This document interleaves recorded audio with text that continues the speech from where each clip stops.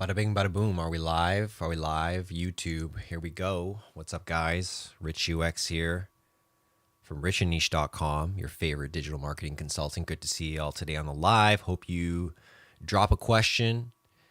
Leave a comment if you're watching later on, but this video is going to be about transitioning into a remote lifestyle. I think that's really what people are thinking about as they enter, getting into Q2 of 2021. It's like, where do I want to live? How do I want to work? How do I design, that really great lifestyle? I think that's so critical. Just want to take a peek if I am live. Let me refresh my browser over here. Great, looking good. All right, guys, awesome.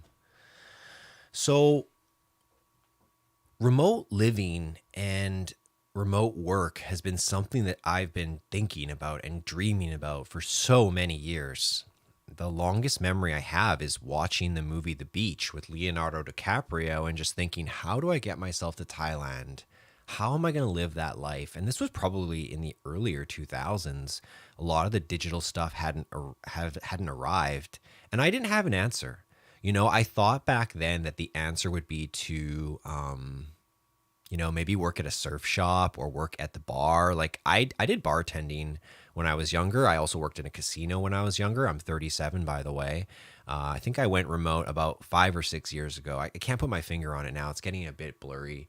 But I am going to walk through a lot of the elements that I went through today. I'm going to talk about some of the keys to going remote and how you have to think about that. I'm going to talk about some answers and how to go remote really quick and what I would do. What I have to help you do that. What else would I want to talk about today? Just some of the key things that really shifted from 2020 to 2021. I think that there really are some major shifts that happened, and I'd like to kind of break them down. And I sat down to try and record this video, and I just don't really enjoy recording videos on my own. I really prefer the pressure of a live audience. So great to see you guys out in the chat. Tram, Chris, Raf, Jeff, good to see you guys out there. Sure, a few more of the community will pop in before the end of this video. I'll probably go 30 minutes as I typically do these days, but man, I just feel so much more relaxed with it on live. Like when you can stop, you stop. You start judging yourself. You're like, did I say that right? Is that really where I want to take this? When you come into the live environment, I feel like you can slow down just a bit. So I'm grateful for that. The way I went remote is I actually remember this day so clearly. I wasn't having the best day, and I was worried about income, and I was worried about making money, and I was worried about what I was going to do to take that next step. I was living in the city, pretty expensive apartment, condo in Vancouver. Prices were going up. I think they were about $1,800 or $1,900 a month already at this time. It was a lot of pressure. And I wanted to move a little bit out of the city because I found that the real estate options to even rent were just a lot better, and I wanted to take advantage of what I was doing online. By this time, I was working so much online. I mean, I did source clients in Vancouver. I did try to meet people in person, but I didn't really want to do that. I thought that everything could be done online. And I'll be honest, Zoom really made that more concrete. I think when it was only Skype and some of these other options, it was a bit difficult. And so things have changed, things are better now. It's a lot easier to go remote, I think. Good to see you guys jumping in the chat. Remote work is the biggest shift from 2020 to 2021. So we can, make that a big part of this discussion. But, just to finish my thought, I was thinking, the key to going remote is not remote money, but remote money on a monthly basis.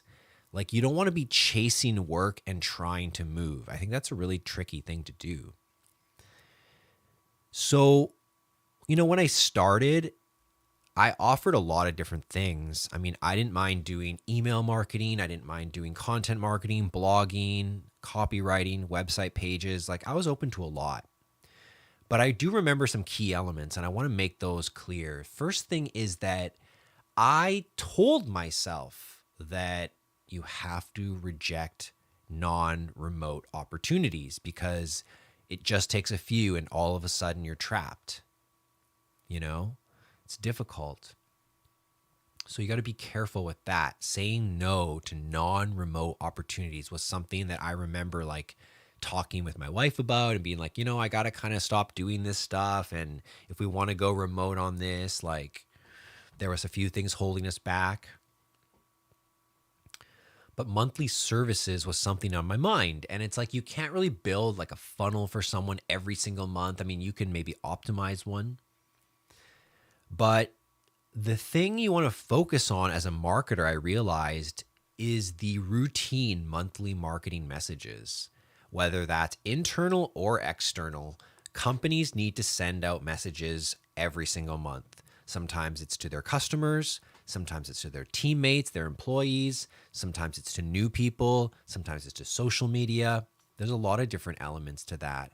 But there's monthly messages that are going out. And more so than ever now, companies want to put out daily messages. So I think when you're marketing, you're always either thinking about a campaign, which has like kind of a life, a beginning and end. It has a set of assets. And then you have the monthly messages where you have to kind of keep going with them and keep them up and refresh them and keep them going. And I think it's that latter one that can really help people go remote when I think about it, because that's the one that leads to the most monthly reoccurrence. And that's when customers and clients are saying, okay, I'll pay you monthly to return me 30 images, to return me 4 blog posts, to return me 12 GIFs, to give me 50 memes, right? I will give you X dollars per month and you will return me X assets, which are messages. And that is different from someone who's making a funnel and crafting sort of a sales experience, a one-time thing, a beginning and end. Those marketing messages, those monthly messages, they're a different beast. And I think that I've really see that we can exist in both. We can do one or the other. But the remote security comes when you have multiple clients who want you to help them make content every month, make media every month, videos, okay? That's really where security comes from, because once you're in that, clients don't really feel a need to get out. Campaigns, they're more of a one and done, and maybe you're finished, okay? So that's where we get into this shift of 2020-21 is if we want to take advantage of all that remote work has to offer us, then we better start thinking about how our money is going to be delivered. Okay, money is important when you work remotely. When you don't work remotely and you go to the office and you commute and you have a 9 to 5, there's nothing wrong with that. You don't have to worry about money. There's not much you can do to change how the money will come in and out of your bank account. Okay? Money becomes very important as you become more independent. We're going to talk about that later on in this call. So as I think about digital marketing in 2021, going remote, and all of this decentralization that's happened and a bit of this fallout that's happened from 2020, we have to kind of narrow down the big shifts that we want to focus on. And that's where we're going to find our leverage. We're going to look at life and be like, what changed and how can we get ahead of it? What changed and how can we win from being early, right? That's kind of how I like to think about things, right? And so 2020 is this huge realization of digital potential. How many businesses realized like, wow, we need to go online right now? And I bet you a lot of businesses at first, they're like, oh my God, we have to go online. What a hassle. And then they're like, wow, look how easy this is. Look at the online orders. Like people love ordering online. I order way more when I know I can order online.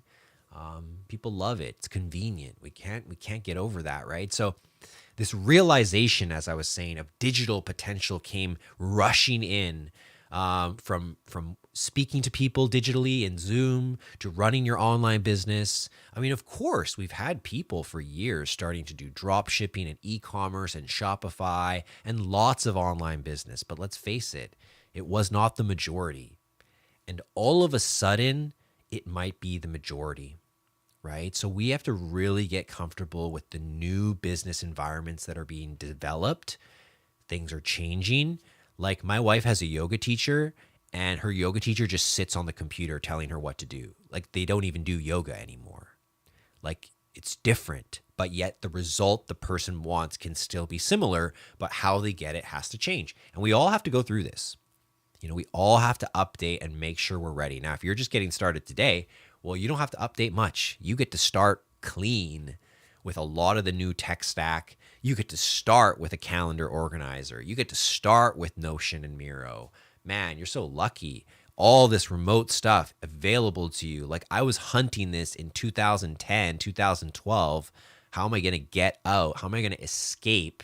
The answer was not clear. Okay. Now, getting comfortable with the idea of remote work is where we've been for the last 6 to 12 months. But what you have to realize is that triggers something else. When people realize they can work from home, they get a new sense of independence. It's like, hey, I can do a lot of this stuff without supervision. I can do a lot of this stuff without needing help. I have more time, right? So what's going to happen is more people are going to work as contractors and not as direct employees. That's going to be a big shift, right? I work with tons of subcontractors, but very few employees because people want flexibility. People don't want to get caught up in the wrong thing. Everyone nowadays, it's not going to be about having one 40-hour-a-week job. It's going to be about having 3 to 5 clients that all have about 6 to 10 hours, maybe 4 hours. And over time, those clients pay more and more because you get more experienced. And so while you get to do the same thing, you get to increase your income. Whereas a job, the boss is always trying to skim off your leverage, off your capabilities. Like, okay, we're going to charge the client $5K. Let's see how much we can get down the cost for the web developer, So it's tough. And that's why people are going to realize, like, I want to be a subcontractor. I want to be setting the price, not receiving the wage, right? And so that is going to create a very flat hierarchy, okay? We're going to go from this into this. Nobody's going to be above each other. People are going to work together in more of a hexagon, networked, collaborative form, okay? And that's going to be because people feel independent. There's not this grand management level, okay? It's not like executive, big manager, small manager, employee, intern. It's not going to be like that anymore. It's going to be CEO, intern. It's going to be direct. People are going to lean out their businesses. There is so much inefficiency in the office that people have to hire extra people. They're not going to have to do that anymore because now all these platforms have arrived where they can pick what they need. They can buy a la carte. There's more people doing small jobs. We're shifting, okay? So remote work creates independence and it creates a new layer of subcontractors instead of employees. And that all flattens out the business hierarchy. And that creates a collaborative network effect where people want to work together, not for each other. Okay, that's a very important thing to understand because that's what will give you confidence when you're saying, yeah, I'm going to be a subcontractor. I don't need to be an employee. I don't need a boss. I can provide the same things. And think about it. Imagine someone has to manage you. So when that output comes, it's not only you, it's you plus the management. Well, if you can learn to manage yourself, you can go directly to that same client and say, I can get you the same thing, but you don't need a manager anymore. I don't need a manager. That's what's happening for a lot of us is we don't need managers because so many more people are smarter now. We're more productive now. Like before, people had to move their hand all the time and they have to like do stuff with their bodies and they're lazy. Now we're like so good at clicking buttons. We can create so much value from button clicking because button clicking can unlock brand connection and messaging. So we can do so much with that. So this is like a corporate breaking down. We're not going to see as many big corporations. We're going to see super, super big ones, and then we're going to see less big ones and more small little entities like my business, where it's, 3 to 5, 10 people, lean, profitable. So that's the first big thing I see with the digital potential realization.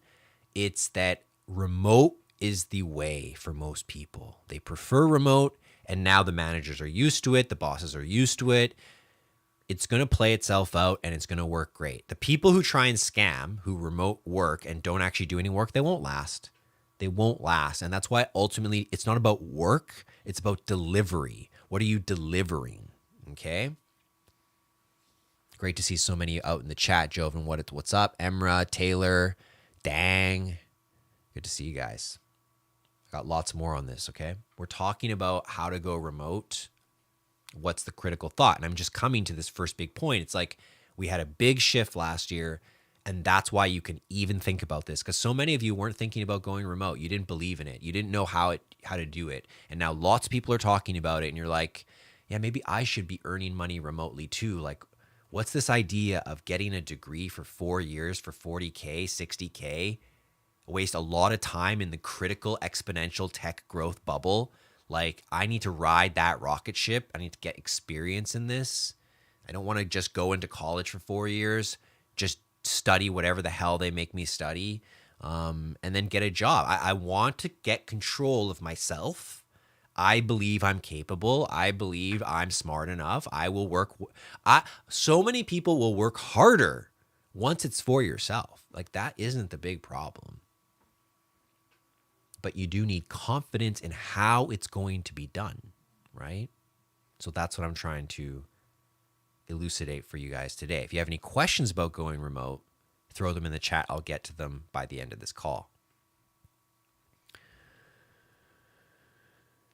If you're going to go remote, what that means is you can no longer use any form of branding, marketing, or advertising in a local way. You don't put up posters, you don't give out business cards, you don't do any of that. You must commit 100% into your online business persona, your online reach, your online platform, your website, your social. Put all your effort there. If you want to go remote. If you want to work in your local town, go put up a poster where you rip off a little phone number and say, do you need websites? Call me. And you can make, whatever your local town can pay for that. But part of being a modern freelancer is taking advantage of the biggest international client you are ready to take. Now, if you're off, deep in African jungle, I don't think you can necessarily get the high-end New York client yet. I'm not saying you can't. But doesn't mean you should stop thinking about your biggest international client and what you're capable of. You level up, okay? I didn't tackle the big law firms from day one. I didn't tackle the big doctors from day one. I started really small with small fitness influencers who want to grow, and they're so hungry and they're ambitious. They can't afford a lot, but they don't know anything, and they can't hire many people. So they hire like a smaller, lower fee marketer. That's a great niche to start in. Don't stay there. Get out when you can. But fitness influencers, tons of them, so many of them, because all it is ambitious people who want to work out well and they want to share their method to everybody. That's a marketer's job. So it's very easy to get in with those people at the beginning. 2 or 3 of my first main clients were all related to fitness. Okay. And they are in the right price point for that. It makes sense when I think about it. So get comfortable with going online. Get comfortable doing a YouTube live. Get comfortable advertising on Instagram and Facebook. Get comfortable with your brand on Clubhouse. Of course, you can scale using quality outsourcing. Absolutely, you can. Question from the chat that I probably shouldn't have answered so randomly. But I'll get to that later on. I don't want to fall off track here. We're trying to go remote. So when I was ready to go remote, it's very critical that you get the courage to do so. You make the statement, I want to go remote. You get comfortable with remote work. You get comfortable with building your digital life, your digital brand, and you start calling people who are willing to hire you remotely. I called a fitness influencer. I said, hey, I really want to work with you. I think I can help you. Let's start at $600 a month, and I'm going to work on 2 blog posts and 2 emails. and I'll do 2 hours of random shit for you. That's how it all started. That wasn't my first client. That was the first client I took after I told myself I'm going remote. I took a bunch of website jobs, but you can't go remote on website jobs by themselves. They're an add-on. You go remote on monthly things. And I'm going to break down what's the best monthly thing by the end. I called her up and I said, hey, just going to charge you like 60 Canadian an hour, which is probably like 48 US. I said, 10 hours a month. Does that sound good? Yeah, that will be amazing. Why would she say that? Because in the back of her mind, she was thinking, man, I'm falling behind with all this marketing stuff. I could use someone. And I only have to train 6 people, which I can do in one day, and I get a month of marketing. It's a very easy thing. Now, 600, you can't live off that. But that wasn't the client where I officially, truly felt remote. It was the first one. It was the courage that I'm just going to pick up the phone and I'm going to say, listen, I want to help, and I'm going to give you a great rate. And here's what I can do for you. We signed that one really easy. Then I had another client, and they were a bit bigger of a business, and they also needed content. And we got up to $1,200 a month. Same stuff, little bit more volume, a little bit more different platform. This one included YouTube. This one had some video editing. So you see, the 600 was like a couple blogs of emails. 1,200 added some videos. Okay, now we're starting to make 1,800 a month plus a few side jobs. This is starting to look promising, isn't it? But that's not when I truly went remote. You shouldn't go remote when you only have one client or 2 clients. You could lose them both. You go remote when you get 3 clients. And guess how much the 3rd client paid me? $2,800 a month. 600, 1,200, 2,800. All 3 clients said yes. They were all slightly bigger. The 3rd client was in a medical company.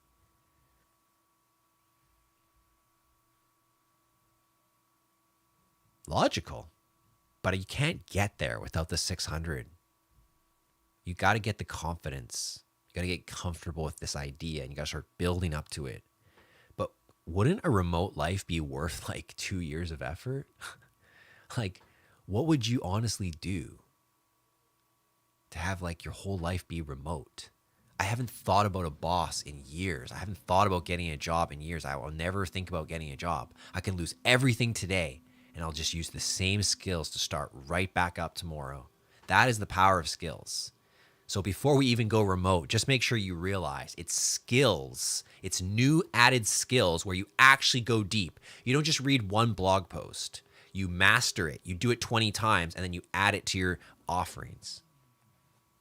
And if you have enough skills, how can you go wrong? If you can do video and blogs and pictures, how can you go wrong? If you know Instagram, YouTube, and blogging and podcasting, like how can you go wrong? Honestly, tell me, how can you go wrong in this modern world? You think Facebook is going away tomorrow? You think Amazon's going away? You think Google's going away? This is the next 10 years, okay? We're already here. Get comfortable. Get comfy, kids. Third thing, like, if you're truly going remote, you're going to have to get comfortable with money, okay? So let's go back to the story. 600, 1,200, 2,800. What did I do for the 2,800 person? Of course, it was like twice as much. But I felt remote. I felt like, okay, now we're looking at $5,000. Plus I get a little bit of AdSense from my YouTube videos. Now I was making $5,000 from my office at home, and I just kind of ramped it up, like it happened quite quickly. And I moved to Cold Valley. I moved 40 minutes away from Vancouver. And now for the exact same rent, I have a house with 3 bedrooms, a deck, and an ocean view in prime area. Yeah, I still rent. I think renting's really smart right now when money's cheap. Before I had a 1-bedroom den condo in like, not the slum of Vancouver, but like 3 streets away from the slums. It's called Chinatown, and it's funky as hell, and you can be cool when you live there, but For the same price, I have over double the space, and I'm just not in the city anymore. And yeah, there's pros and cons. I don't have every restaurant anymore. I don't have every friend. But at the same time, I don't have every distraction, right? Like, it made a lot of sense to move to the city in the 90s when businesses were booming and it was impossible to do business except over lunch, over golf, over an in-person meeting. Remember like that one Olympics, the first time they had that video call with the president from that swimmer? Like, was that in like the 98 or 96 Olympics or something? Like, we weren't even close to video back then. And a lot of that has changed. Okay, that's where it's all happening. It's that shift out of corporate into the flat hierarchy, into the independent world, into the decentralized collaborative networks. It's not that Disney owns you. It's not that Amazon owns you, okay? You're out of that. You are not to be their slave forever. It's a stepping stone. We all must take stepping stones, and we shouldn't shit on our stepping stones, but we got to recognize what they are. Like, you're always going to be growing. If you're in this room, you're always going to be growing. So get comfortable with money so that you can ask for double the price. It's not that I thought I was worth only $600. It's that I needed to prove that the sale could be completed and that next time I'd ask for $1,200. And maybe you don't jump as high as I did, but maybe you do and you negotiate. The point wasn't that I didn't believe I was worth it. I knew I was worth the $2,800 on the first try, but I had no proof to anybody. Each subsequent client, you're showing them some of the things you've done, even if it's a different industry, content, funnels, websites. People can translate this. People can see, oh, you did that? I'm sure you could do something good for me. They don't have to see exactly what you did to be exactly what they want. They have this sense intuitively, oh yeah, that's probably going to work. Let's go with you. And so you don't need much. Okay, you got to start somewhere. And that's why it's insane that if you're interested in digital marketing, you haven't already contacted 3 of your friends and be like, yo, do you want to just like talk about digital marketing? Like, can I help you with something? Can I just try? Can I be this? Can I do this for you? Like, that's free. You can't be hurt by this. It's only win-win. Okay, so let me summarize, and then we're going to move on a little bit. You want to go remote? Of course you do. 2020 was an abrupt shift in how work happens. We're moving into a new type of work. So you got to get comfortable with that. You got to be comfortable in front of a camera. You got to be comfortable with your voice and face on a screen. It doesn't happen overnight, but you got to get comfortable with it. Do you think I think I have a terrible nasally voice? Okay, I think I always look, half-assed, like I didn't shower today. Like I'm always judging myself, just like you would. But I get comfortable with it and I try and wash that off and say, don't worry. If it's valuable, they'll like it. Don't worry, So you got to get comfortable with that. And you notice when you get comfortable, you kind of fall into this relaxed, not a comedic state, but like a looser state where you can kind of vibe a little bit, When there's no audience, it's not live, or there's not a group call, it's difficult. Okay, so getting comfortable with remote work and then getting comfortable with presenting yourself in a completely digital form across platforms, advertising yourself, branding yourself, marketing and promoting yourself, choosing the right social media platforms. You can't ignore it. Okay, it's not just digital as a side topic anymore. And, you got to get comfortable with money. That's the third thing. And it's not just asking for money. It's managing money. It's investing money in yourself. It's storing money correctly in assets such as cryptocurrencies that don't inflate. You have to pay attention to these things. So where do we go from here? Listen, these shifts are monumental. And if you don't act accordingly, you can actually lose out. You can lose out on opportunity. You could choose the wrong thing and go in the wrong direction. You could start and stop because you didn't have the real knowledge. So I would say, here's what you do. You think about yourself going forward, digital only. I am a digital only business model. I am a digital only business person. I'm a digital only creator. I'm a digital only anything. That's where I would start with that new mindset. I am digital, and only then by being digital could you potentially be remote. If you want to go remote, digital must be the way.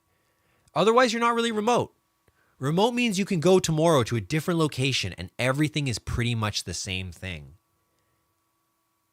When you have to do that, you can't necessarily get a client locally right away. So if you're moving around, you can't rely on the local business to support you.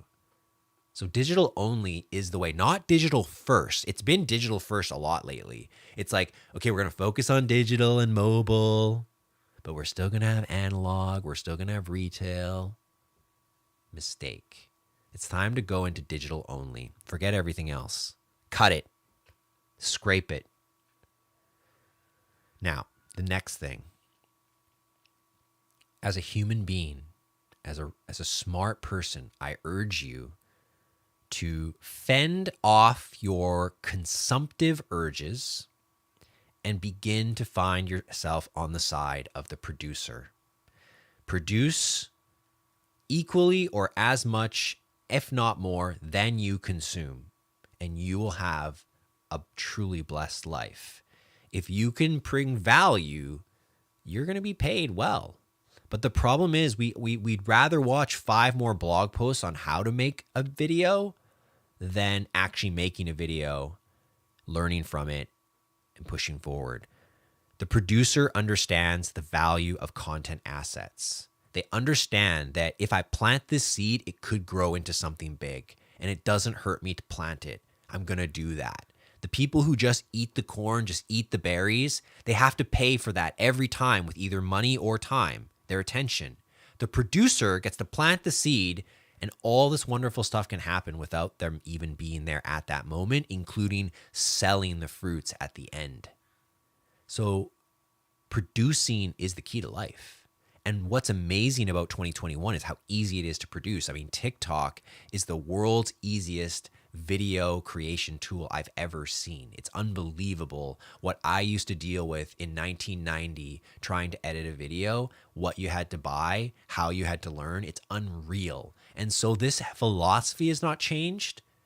What's changed is the friction that people are afraid to produce because they think they're going to look bad. Well, I'll tell you something, man. You're going to look real bad if you don't make this shift in 10 years. When everyone's relying on a digital only presence and you just sat there, you're going to regret that. And these things all come together. Like I wasn't Gary Vee 8 years ago trying to convince everybody to just make content. Like it was very early. Even my wife, she's like, you should just focus on content creators. That's a great niche. And I kept saying it's too early. It's too early. Well, it's not too early anymore. I agree now that in 2021, the key to going remote and being successful is producing content of some kind, something, whether it's to build your own personal authority or to gain traction and reach for your business, for your product. In a digital only world, like, is it not obvious that content reigns supreme? For real. Like, if we're in a digital only environment, just check yourself for a second. How else can you get business except through digital media? And it will be media that's critical, not just a posting, not just plain ads. It's the development of the experience, and video is certainly a huge part of what is today, and so is audio. It's everything. But content is what reigns supreme because nobody wants to be blatantly sold to all the time. They don't want it. So you're not going to be able to run your business based on pure sales assets, campaigns. You're going to have to entertain and attract and encourage people to listen to your ongoing messages because you have something unique to offer. It's obvious to me in a digital only mindset that content is one of the most important elements because it's going to serve you in so many different ways. It's going to help you get new business. It's going to provide people who are thinking of doing business with you more confidence that you're on the internet, like you're not going to run away. Do you think a guy who's got thousands of followers on YouTube or Instagram is like not going to show up to do the project? He's easy to find. You naturally must become more reputable through this, right? So content's so valuable, even if you're just talking about simple things. It lets people know who you are, right? So winners, how do you walk away? Just keep testing, keep tasting, keep trying, keep doing something, but take action, okay? It doesn't always come right away. It's okay if you're not there yet. Give yourself a break. It's okay, but don't lower the priority, but accept if you've not quite completed the job, but don't lower the priority. This is still priority number one, that you figure this out, that you get going on content, that you figure out your medium, your platform, your ideas, who you are. It's a beautiful journey. It's hard. It's really hard, but it's great. Just like having a kid. It's the hardest thing in the world, but it's the most beautiful, and it's what makes it beautiful, because it's your experience that is connected with the true nature of you, because so many of us, with our content, we will reveal who we are. And that's an important part of us as humans, to reveal our uniqueness and what we have to bring to this world. And we can't deny that, like, let's say you want to become a remote stock trader. You have to go get the money to start. You can't just start. Whereas in content, you can just start with your phone, with a pen and paper. It's amazing. Like, it's the lowest barrier thing. And I guess most people don't realize how to make it into a business. But once you have people following you, you can do a lot with that. You can make offers. And making offers is really the key to wealth. The more times you can make offers, the more times you're going to make sales. I'm going to wrap this up pretty quick and take a few questions. Thank you so much for joining me on today's live. So if content reigns supreme, and you can make the assets in your spare time, isn't that a good recipe, a good pathway to take action? Learn how to make content, starting with that. Learn how to upload the content. It seems easy, but is it? Do you know the right way? And ideally, the next thing I'd want to know is, how do you take one piece of content, Gary V it up, and now all of a sudden you got like 8 to 10 pieces from that one thing? How do you chop it? How do you cut it? How do you mix it? I'm fascinated with those things because I believe that's what's building businesses these days. I think that's why Gary Vee just like grew bam like that. He finally had a way that aligned with the timing, that the max content, the volume element would finally play out for him. And it did, because we got so many new platforms and people want different content in different ways. And that's just the way it is. And we can't, like, I'm not trying to convince you that this is the only business way. I'm telling you, well, actually I am. I'm trying to persuade you to realize that this may be the only way to grow a business going forward. That's it. That's startling. You have to recognize what this means and the value of content creation.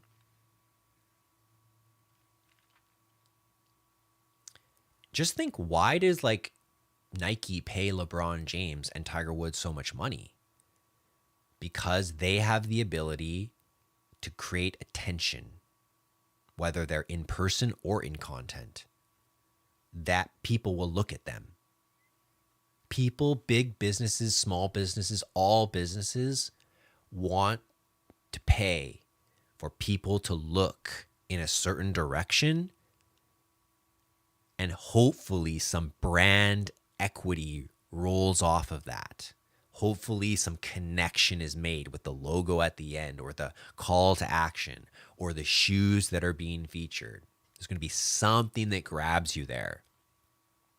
It all starts with media.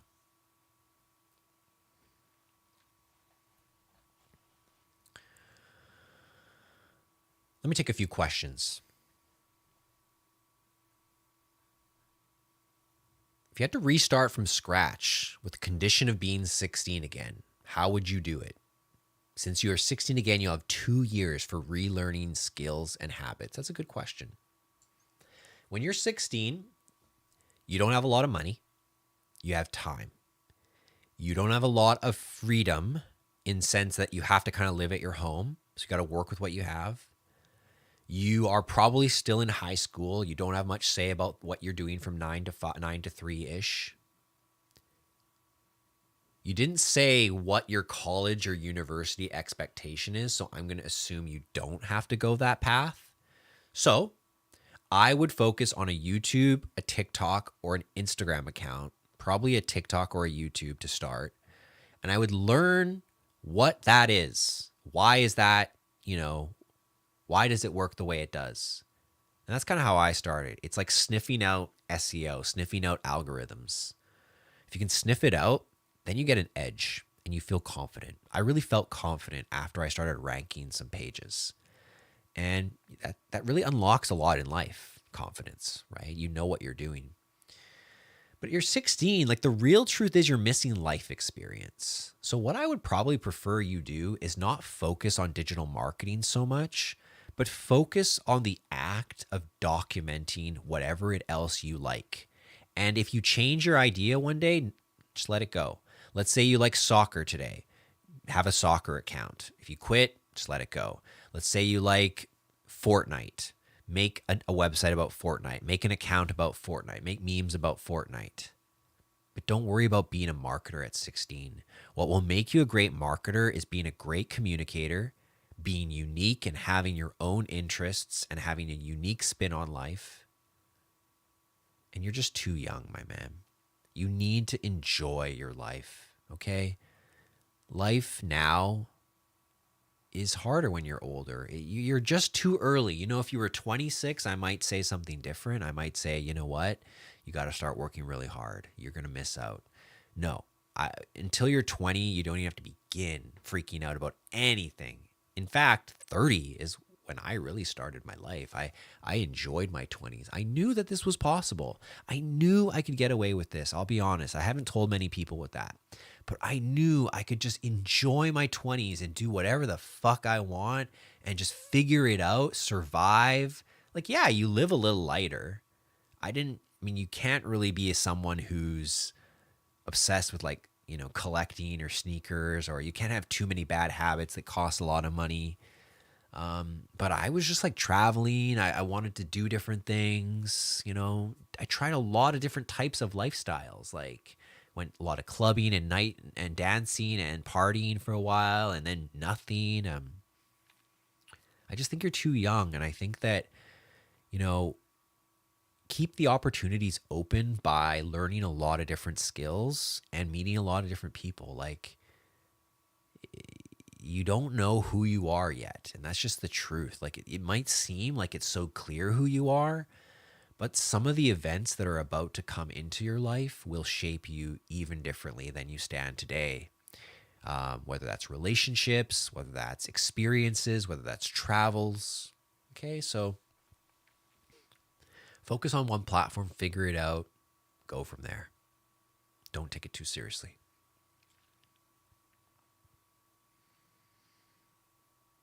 Do you think it's possible to do the agency life while also working on your passion? Tricky question. Agency is a busy work, pretty fast moving business, a lot of moving parts sometimes. You should never ignore your passion, but passion is only one element of life. It's not everything. I don't overthink about passion. I don't over worry about it. The real question is do you like having an agency? Is that really the work you should do? That's the real question. Your passion is fine. The question is, why aren't you passionate about building an agency? That's the ultimate question for you. I think that it's absolutely possible to do anything. But when you ask, should my business and passion be different? Just like I said about remote work, there's been some shifts in life, and because of content, why don't you chase your passion and use content as a way of building something around that? There's so much proof that works. It's not easy, but If you're already starting to ask, like, how do I have my passion and my job? You might want to think about it. What about remote internships? How do we gain skills without college and money? Should we work for free? Yes. Work for free? Always. Great idea. Just don't overburden it. Promise very small outcomes. Just do a meeting. Just give advice. Start giving more advice. Giving advice is the beginning, right? It all comes from the ability to execute on the advice if you would like to. If you just want to be a consultant, you just give advice, right? Absolutely remote intern. They're all going to be remote, but that's difficult. Part of being an intern is having that vibe of the business. I think people are going to miss out on that. I think internships are going to lose value, and I think they're just going to be a little bit more paid apprenticeships, paid opportunities, but not paid full. I see something like that happening.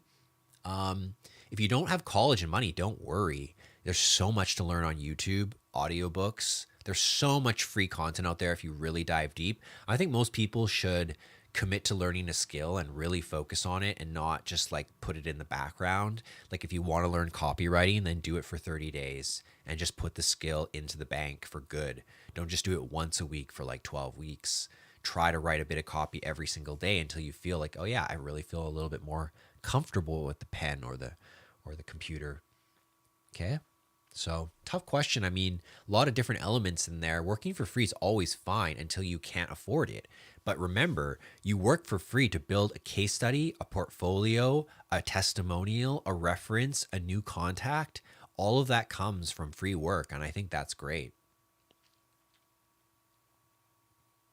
Is Google Ads, Analytics, and Facebook a good start for digital marketing? Yeah, it's not bad.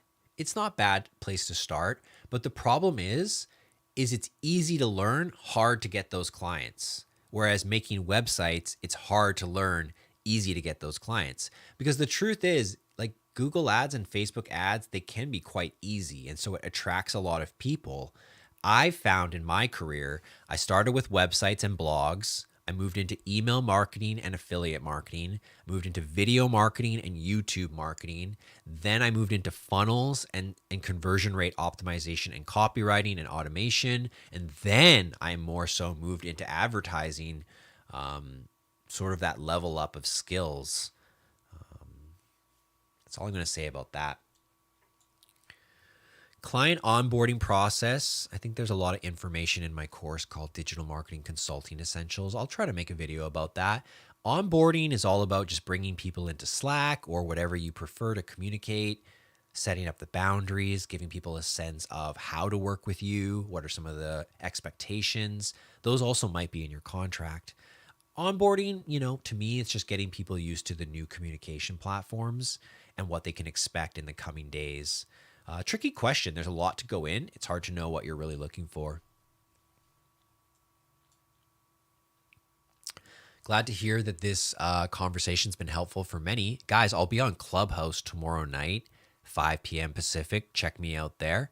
What are we going to talk about tomorrow? I'm not 100% sure I've nailed it down, but on Tuesdays, on the second and fourth Tuesday of every month, I'm on Clubhouse now. For the second client that you mentioned, did you offer a package? Yes.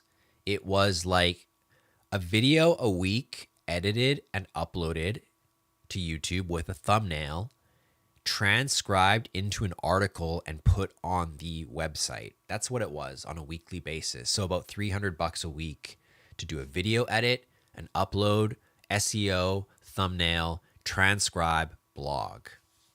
The $2,200 was a combination of that exact thing. That's what I used to call Content Maximizer and still do, is that service. Because so many people make videos like me now, they want to chop out the highlights. They want to put those highlights out. So my third client, the $2,800, it was half for Content Maximizer, half for advertising, Facebook ads, and sort of that process. How to ask clients for a raise. Try to show the results of what you've been doing have been leading to growth, so that the person who's hiring you can see that. Because people don't really like to give a raise unless they realize, oh, I was underpaying because I didn't realize this was happening. I'm glad you showed me that, and maybe that is worth more. I mean, to me, that's a reasonable approach. That's how I would say it. But I think that, you know, it is tough to ask clients for a raise because they're clients. They're not a boss. So they came in, and if anything, you actually give your clients a discount. You probably didn't want to hear that, but that's the truth. You give a loyalty because they keep staying with you when they don't have to. You see, a boss, they're penalized from firing you. They have to pay severance, and they have to be very careful that they don't break any laws. Subcontractors, they don't have that. People can just stop working with you, and that's normal, right? Hey, you're welcome, Martin. Glad you like the content. What's the best way to find clients? Doing work for them that they didn't ask for, and impressing them. Go make me a video. Go make me more ads. Go make me a page. Go make me an image. And tell me why it's going to help my business, and I'll hire you. Listen, guys, I am going to play a quick video for you. It's my newest promo video for my new course. Are you going to be doing more content? And you can go see it on the link below. I'd love for you guys to check it out. But I am going to play this video for you, and then I got to get going. I've already been here for 50 minutes. So essentially, I've launched a new program. It's called Content Maximizer. It's a 6-week program where I tell you everything I know about creating content and marketing it for your clients. I will teach what apps and websites I use in this course, what platforms and how I use them. But I do have to get going. Unfortunately for today, I'm running out of time. This went a lot longer than I thought. So let me go on over to the video and you guys can check this out and we'll call it a day. Thanks so much for being here. Hope I answered your question. Give this video a like so other people can see it, please. Thank you so, so much. Are you going to be doing more content creation this year? Do you wish you could improve your volume and consistency? My name is Rich UX. I'm a digital marketing consultant, and I'm CEO of richandniche.com, the #1 online academy for digital marketers. I'm excited to let you know we've upped our game at Rich and Niche, and we're now offering cohort-based courses. And we'll be starting with our newest release, Content Maximizer. For 6 weeks, I'll be leading a small group of marketers through my exact agency processes, which I use to offer high-value content marketing services to our clients on a monthly basis. Now, one of the reasons I'm sending you this video is because if you register before March 31st, you can save 25% on your course fees. My goal is to have you walk away from this program with 3 things. 1, a new skill that can make you money without major startup costs. We all need to get going now. 2, a starter portfolio that you can use to attract future clients. And 3, a remote capable monthly retainer service. You need to become a producer of media, not a consumer. This is why content marketing is the #1 freelance skill to learn in 2021. Listen, if you want to be remote, this is your answer. If you want more security with your freelance income, this is your answer. If you want to be future-proof once and for all, this is your answer. Content is the answer. So you want in on the Content Maximizer cohort? Great. Don't wait. The next one won't be for at least 6 months. So if you're ready to enroll, click the link below and sign up. And until then, may the algorithms be ever in your favor.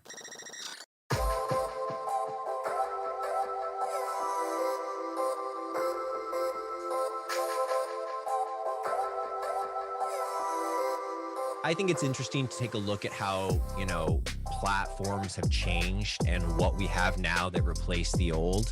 Most people these days are turning on YouTube. They're not turning on a television for cable, and they're not going to the movies, especially now.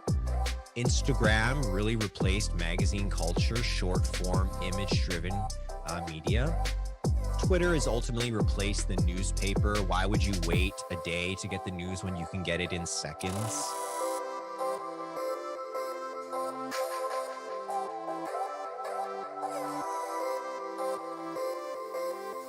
And once I got a hold of SEO, everything else fell into place. AI, machine learning, superpower singularity world.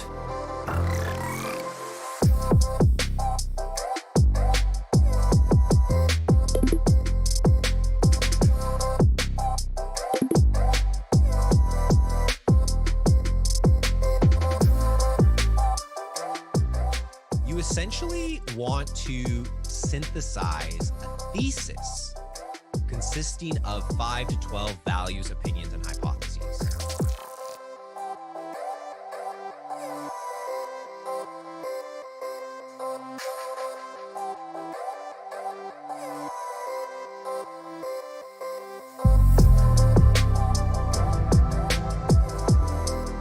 I've moved to Cold Valley off the coast of British Columbia. It's kind of like Bali, but it's colder.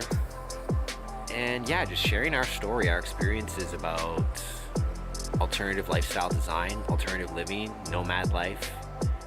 The reason you even let yourself go on the internet and try and make money on the internet is because you want a different lifestyle. Not because you want to make more money, it's because you want to make different money. It's like you desire the capability to move, to be mobile because you're human. Humans deserve to travel far and wide. Humans